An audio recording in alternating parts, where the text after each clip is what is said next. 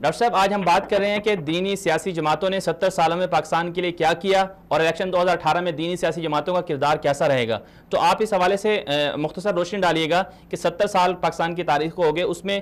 دینی سیاسی جماعتوں نے اسلام کے لیے کیا کیا اور پاکستان کے لیے کیا کیا. بسم اللہ الرحمن الرحیم. ذرا ایک لمبی تاریخ کا سوال آپ نے پوچھا ہے, لیکن اللہ کا کرم ہے کہ پاکستان کے کانسٹیٹیوشن میں قرارداد مقاصد کی بات ہو,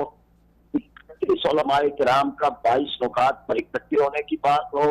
1973 کے آئین پاکستان میں جو بھی اس کی اسلامی شکل ہے اس کی بات ہو, جس میں پاکستان کا نام اسلامی جمہوریہ پاکستان, پاکستان کا سرکاری مذہب اسلام, قرآن و سنت کے منافی کسی بھی قانون سازی پر پابندی اور قدغن, اسی طرح اسلامی نظریاتی کونسل, وفاقی شرعی عدالت وغیرہ, یہ وہ ساری چیزیں ہیں کہ جس کو ایک بھرپور منظم اور متحد جدوجہد کے نتیجے میں ہوئی ہے. یہ تمام علماء کرام اور دینی جماعتیں اکٹھی ہوئی تب ساری کی ساری چیزیں حاصل ہوئی ہیں. اور اس میں یہ اللہ کا کرم ہے کہ قادیانیوں کو غیر مسلم اقلیت قرار دینے کی بات ہو, ناموس رسالت صلی اللہ علیہ وسلم کے بارے میں قانون سازی کی بات ہو,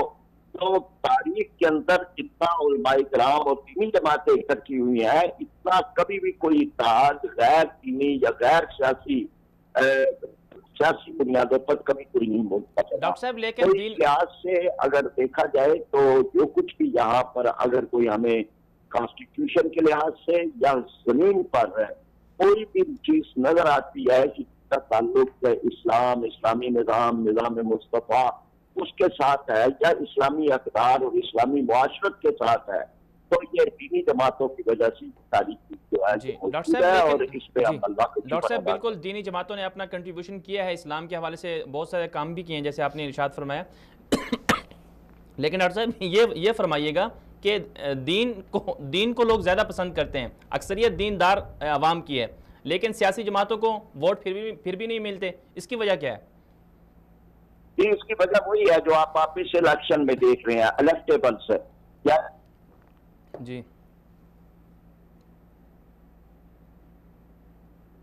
پورا ہمارا جو انتخابات ہائی جیک کر لیتے ہیں, جو کسی نہ کسی جگہ پر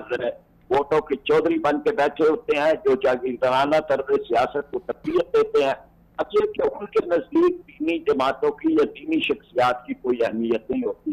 صوبہ خیبر کا کلچر جو ہے وہ ہے اس طرح سے کہ وہاں ایک عالم دین کو, ایک دینی آدمی کو بھی لوگ ووٹ دیتے ہیں, لیکن باقی ملک میں خاص طور پر پنجاب اور سندھ میں اس طرح کا کلچر نہیں ہے. اس لیے جب ہم انتخاب میں آتے ہیں تو لوگ ہماری تعریفیں,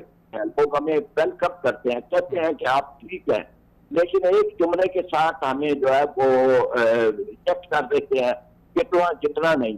یعنی آپ نے کامیاب نہیں ہونا. تو یہ جو ایک بنیادی وجہ ہے یہ اس راستے میں رکاوٹ ہے. یہ دوسرے لفظوں میں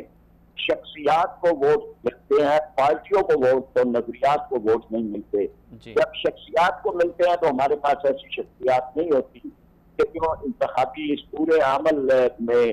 اتنی کارگر ہوں کہ جتنی اس عمل کا تقاضا ہے. ڈاکٹر صاحب 2018 کے انتخابات آ رہے ہیں, متحدہ مجلس عمل کے پلیٹ فارم سے دینی سیاسی جماعتیں حصہ لے رہی ہیں, تو آپ کیسے دیکھتے ہیں کہ ان کو متحدہ مجلس عمل کو جو 2002 میں کامیابی ملی تھی, کیا اب بھی ویسے ہی ملے گی یا کیا ان کی پوزیشن رہے گی, مستقبل کیا ہوگا ان کا؟ انشاءاللہ تعالی یعنی 2002 سے بڑھ کر کامیابی انشاءاللہ تعالی ملے گی.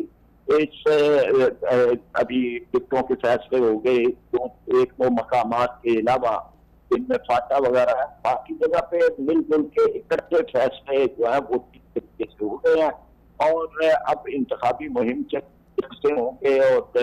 تو انشاءاللہ تعالیٰ ماحول بن جائے گا جو 2002 میں ہے, اور ووٹ جو ہے وہ پہلے سے زیادہ بڑھ کے ملیں گے, اس لیے کہ کرپشن ایک موضوع ہے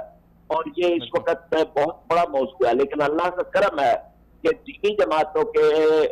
قائدین ہو یا امیدواران ہو, کسی کی طرف سے کرپشن کے سلسلے میں کوئی انگلی نہیں اٹھتی, ان کے دامن صاف ہیں. جی ڈاکٹر صاحب آپ کا بہت شکریہ, آپ نے ہمیں وقت دیا.